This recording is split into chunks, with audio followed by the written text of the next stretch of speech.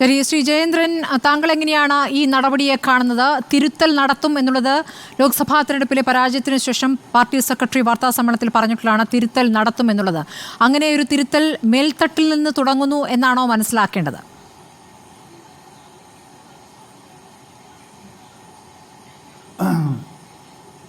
EP ജയരാജന് അദ്ദേഹത്തിൻ്റെ ചുമതലയിൽ നിന്ന് LDF കൺവീനർ സ്ഥാനത്ത് നിന്ന് ഒഴിവാക്കുന്ന നടപടി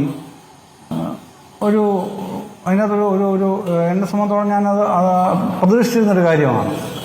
ഞാൻ പ്രതീക്ഷിക്കാൻ കാരണം എന്ന് പറഞ്ഞാൽ ഈ ലോക്സഭാ തെരഞ്ഞെടുപ്പിന് ശേഷം ഉണ്ടായ ഒരു സാഹചര്യം, തെരഞ്ഞെടുപ്പ് റിവ്യൂ നടക്കുമ്പോൾ ഏതാണ്ട് എല്ലാ ജില്ലകളിലും ജില്ലാ കമ്മിറ്റി തൊട്ട് താഴോട്ടുള്ള കമ്മിറ്റികൾ EP ജയരാജനെതിരെ LDF കൺവീനറുടെ നിലപാടുകൾക്കെതിരെ, അദ്ദേഹത്തിൻ്റെ ഏപ്രിൽ 26 വോട്ടെടുപ്പ് ദിനത്തിലെ ആ പ്രസ്താവനയ്ക്കെതിരെ ഒക്കെ അതിരൂക്ഷമായ വിമർശനമാണ് വന്നത്. അപ്പോൾ അതിന് തൃപ്തികരമായ മറുപടി ബന്ധപ്പെട്ട യോഗങ്ങൾ പങ്കെടുക്കുന്ന ഉപരി കമ്മിറ്റി സഹാക്കൾക്ക് പറയാൻ വയ്യാത്ത, അല്ലെങ്കിൽ അവർക്ക് മൊഴിമുട്ടുന്ന രീതിയിലുള്ള വിമർശനങ്ങൾ പല കമ്മിറ്റികളിലും വന്നതോടുകൂടി തന്നെ ഇക്കാര്യത്തിൽ തീരുമാനമുണ്ടാവും എന്നുള്ളത് ഉറപ്പായിരുന്നു.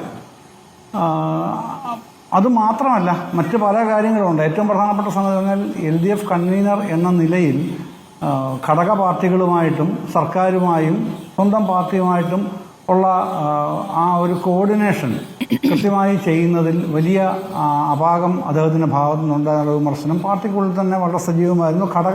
ഘടകകക്ഷികൾപ്പെട്ട പല നേതാക്കളും അത്തരത്തിൽ അസ്വസ്ഥരായിരുന്നു. പക്ഷേ CPM-ൻ്റെ തീരുമാനമാണ് LDF-ൻ്റെ കൺവീനർ ആകണമെന്നുള്ളത്. പ്രബല ഒന്നാം കക്ഷി CPM ഉണ്ട്. അതുകൊണ്ട് മറ്റ് കക്ഷികൾ ആരും മിണ്ടാതിരിക്കുന്ന സാഹചര്യവും ഉണ്ടായിരുന്നു.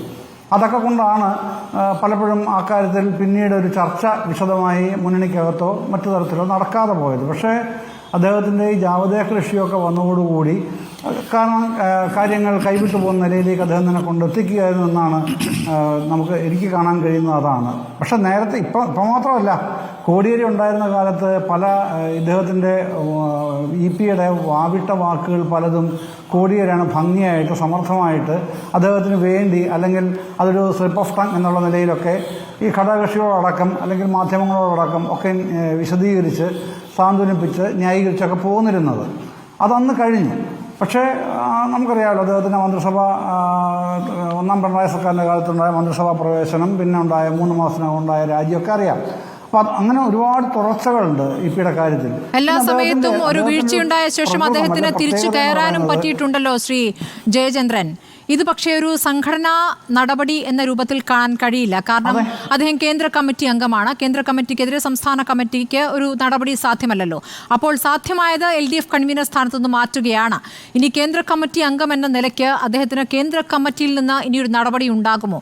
അതായത് സംഘടനാ തലത്തിലെ ഒരു നടപടി കൂടി പ്രതീക്ഷിക്കേണ്ടതുണ്ടോ ശ്രീ ജയേന്ദ്രൻ? ഇല്ല, സംഘടനാ തലത്തിൽ EP-യെ ഇപ്പോൾ കേന്ദ്ര കമ്മിറ്റി സ്ഥാനത്തിന് ഏതായാലും ഒഴിവാക്കില്ല ഈ ഘട്ടത്തിൽ. അതൊക്കെ പാർട്ടി കോൺഗ്രസുമായി ബന്ധപ്പെട്ട ആ ഘട്ടമാകുമ്പോഴേക്ക് ചിലപ്പോൾ സംഭവിക്കാൻ സാധ്യതയുണ്ട് എന്ന് തന്നെ കാണണം. ഇപ്പോൾ എന്തായാലും പാർട്ടി കോൺഗ്രസിൻ്റെ ഘട്ടം വരെ അദ്ദേഹം ഒഴിവാക്കപ്പെടില്ല. കേന്ദ്ര കമ്മിറ്റി അംഗമായിട്ട് തന്നെ തുടരും. കാരണം ഇപ്പം മുഖ്യമന്ത്രി പറഞ്ഞതുപോലെ അദ്ദേഹത്തിൻ്റെ പല നടപടികളും അന്നേരം തോന്നുന്ന പ്രതികരണം എന്താണോ അത് ആരുമായിട്ട് കൂട്ടുകൂടണം, ആരുമായിട്ട് മുമ്പോട്ട് പോകണം, ഇതൊക്കെ അപ്പം തോന്നുന്ന കാര്യങ്ങൾ അപ്പം ചെയ്യുന്നൊരു പ്രകൃതം അദ്ദേഹത്തിനുണ്ട്. ബോധപൂർവ്വം ആലോചിച്ച് ചെയ്യുന്നൊന്നുമല്ല, അല്ലെങ്കിൽ ആരെങ്കിലും കുഴി ചാടിക്കാനോ പാർട്ടിയെ വെട്ടിലാക്കാനോ വേണ്ടി ചെയ്യുന്നൊന്നുമല്ല. അതെല്ലാവർക്കും അറിയാം. പക്ഷെ സംഭവിക്കുന്നത് ഫലത്തിൽ അങ്ങനെയാണ്. അത്തരത്തിലൊരു നെഗറ്റീവ് ഇമ്പാക്റ്റ് കൊണ്ടുവരുന്ന കാര്യത്തിൽ അദ്ദേഹം പലപ്പോഴും അദ്ദേഹത്തിൻ്റെ വാക്കുകൾ പ്രേരകമായിട്ടുണ്ട് എന്നുള്ളത് അവഗണിക്കാൻ പറ്റാത്ത വിധം വളർന്നത് ഈ ഇലക്ഷന് ശേഷം നടന്ന റിവ്യൂ റിപ്പോർട്ട് ആ വേളകളിലാണ്, അവലോകന യോഗങ്ങളിലാണ്. അത് പാർട്ടിക്ക് അവഗണിക്കാൻ കഴിയാത്ത വിധം നിൽക്കുന്നു. പക്ഷേ ഇതൊരു നടപടിയല്ല, അച്ചടക്ക നടപടിയൊന്നുമല്ല. അദ്ദേഹം വഹിക്കുന്ന ഒരു സ്ഥാനത്ത് നിന്ന് ഒഴിവാക്കുക. അച്ചടക്ക നടപടി എടുക്കാൻ അച്ചടക്ക നടപടി എടുക്കാൻ സംസ്ഥാന കമ്മിറ്റിക്ക് അധികാരമില്ല, സെക്രട്ടേറിയറ്റിന് അധികാരമില്ല. കാരണം അദ്ദേഹം കേന്ദ്ര കമ്മിറ്റി അംഗമാണ്. അദ്ദേഹത്തിന് കേന്ദ്ര കമ്മിറ്റിയിൽ വെച്ച് മാത്രമേ നടപടി എടുക്കാൻ സാധിക്കൂ. ഇത് അദ്ദേഹത്തിൻ്റെ ചുമതലയിൽ നിന്ന് ഒഴിവാക്കുന്നു എന്നുള്ളതല്ലാതെ EP-യെ എന്ന നേതാവിനെ പാർട്ടി തള്ളിപ്പറയുകയോ ഒഴിവാക്കുകയോ ചെയ്യുകയല്ല.